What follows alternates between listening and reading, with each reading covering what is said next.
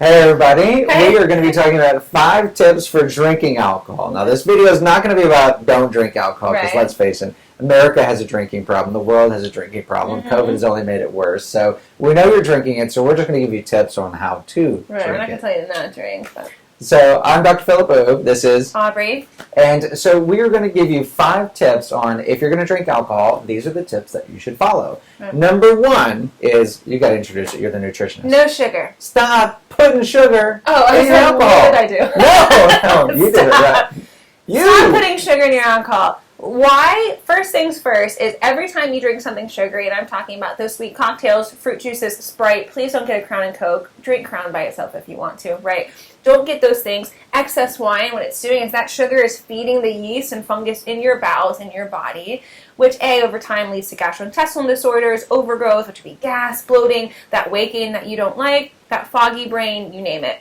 Number 2 is it affects your blood sugar tremendously. Oh, we're going more. Okay, that was like a part A. Oh, sorry, right, part A, part B. Okay. Sugar also, literally affects your blood sugar. You drinking those sugary things is just like if you were to get a bag of M&Ms and eat them in one sitting. What that's going to do is going to stress your body, make you more tired, cause you to gain inappropriate weight, imbalance your hormones. So it just has a negative cascade. So no sugar. So that leads us to number 2. What are your least inflammatory alcohols?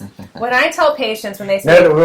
Notice we didn't say they're anti-inflammatory or they're beneficial alcohols. These are, what are the least damaging alcohols if you're going to drink any? Perfect. So the ones I do want you to avoid first and foremost is any beer. It's liquid gluten, no matter what. It's liquid bread. It's like bread that you blended and fermented with organisms and then drank as alcohol. Yeah. So, avoid that. Sugary cocktails. Those are my 2 non-negotiables no matter what. But the ones that I would prefer you to do are going to be hard liquor.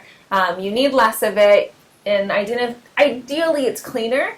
My favorite ones are going to be probably anything that's grain-free. Yes, whiskey, scotch, rye, all that's great, but it is made from corn and other grain. Anything that's brown technically might have gluten in it, kind of deal. Right, but in cross-reactivity for sure.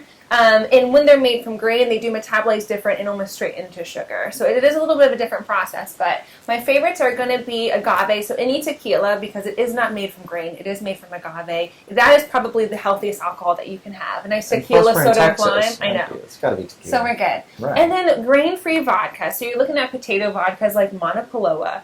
I don't know if Tito's is, so I don't want to shout them out. But I don't remember. Yeah. But Monopoloa is one that you can definitely kind of Google. But if you literally Google potato-based vodkas, you'll find something.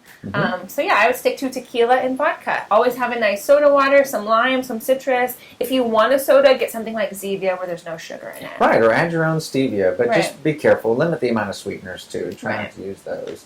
Number 3 tip for drinking alcohol is going to be anytime you're introducing an alcohol, you should introduce an AntiToxin. Yes. So glutathione, this is the supplement we carry, our favorite one on the market. So you can buy it on our online store. It's just Google glutathione. It's called Essential Pro is kind of a brand.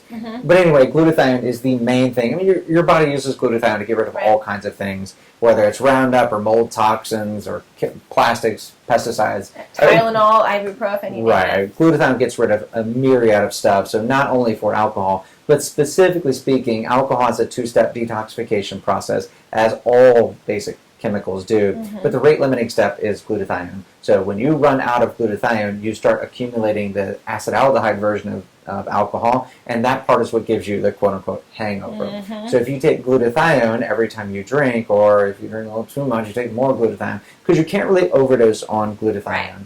Your body makes about 14,000 milligrams per day. Each one of those pills is about 250 milligrams. So doing the math, you'd have to do 4 times 14. That's a lot of pills in order to get the same amount your body would generate in a day. When we do IVs of glutathione, we give you 2,000, upwards of 4,000 milligrams in some of our protocols. Right. So if you're drinking alcohol, take 2 pills, and you can take them every hour, every 2 hours until your hangover is gone, or you can take it to prevent the hangover kind of deal. So please take some glutathione anytime you're going to drink. In general, it's about 4 pills per shot. It's self-experimentation. It's a lot of fun. It was true for science. It was important to know that for science. You did do that, you did. Number 4 tip is limit the amount of alcohol. Right. Most people think that, oh, I just drink on the weekends. Actually, binge drinking is proving to be worse than daily drinking. Now, that isn't the encouragement to say, oh, well, binge drink and a daily drink. That way it's not a binge because it's just a little more than the daily. Right. We're not talking about 5-6 drinks a night daily. You have to Right. still be considerate about how much, right? So alcohol has a weird curve in the sense that actually people that drink 1 or 2 drinks a night actually live longer than people that do no drinks or more than that. So that's not an encouragement to drink alcohol, but the idea is like, okay, the science is a little muddy. 1 or 2 is fine. And remember, these are 1 or 2 generic drinks, meaning shots. But wine pours in America tend to be like giant goblets and not necessarily the actual 4-ounce pours. So that's a 4-ounce pour. 1 to 2 of those. Yeah. 1 ounce of liquor. Not 1 bottle to Right. 2 bottles. Right. So remember that binging is worse. And then number 5, just to remind people that we often use alcohol, guilty, as an anti-anxiety medication, supplement, whatever you want to look. Oh, I've had a stressful day at work. I'm going to go pour myself a drink. You want to be very careful with that. If you're using alcohol to relax and have a good time, sure. But be careful with reaching for it as your anti-anxiety because that is a slippery slope. Alcohol itself can start to disrupt the biochemistry. It's a brain toxin. It's one of the most potent neurotoxins available. That's why you get drunk. It's killing brain cells. It's messing with brain cells.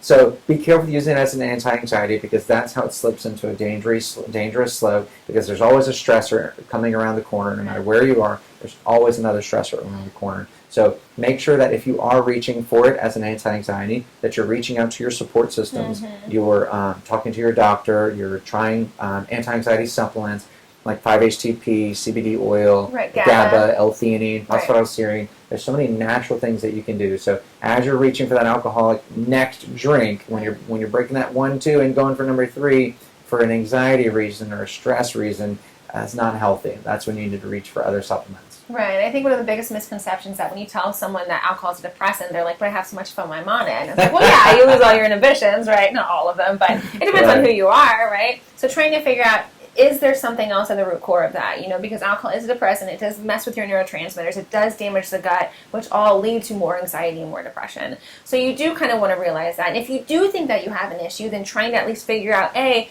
physiologically what's going on in the body that's perpetuating the anxiety and depression, and then B, can you talk to somebody about it? Half the staff pretty much drinks, right? Pretty much everyone. I don't drink, but I used to drink, so, I think we all have a really good sense of who can handle their alcohol, who cannot handle their alcohol. Why are you pointing at me? I said who can handle, who cannot. I cannot, which is why I do not drink. But it's wild of what it does to your mental health whenever you realize that it is a problem and you do eliminate it. It does take a while, but again, healthcare providers and practitioners are here to help and figure out on multiple levels why you're reaching for that more often than not.